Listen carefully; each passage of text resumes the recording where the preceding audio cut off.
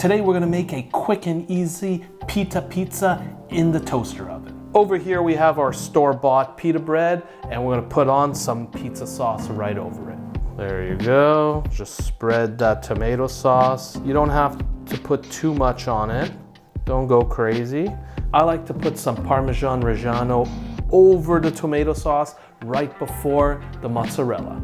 I like putting some freshly ground pepper, some mixed Italian spices, some pre-shredded mozzarella cheese. Now to top off this pizza, you could put any type of cold cut you want on top of it.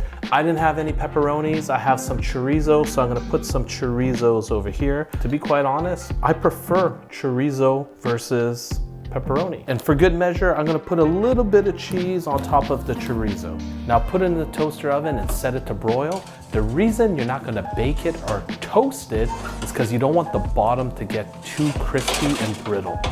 Now keep it in the toaster oven till your cheese becomes nice and golden brown. Now that was quick and easy, let's have a bite.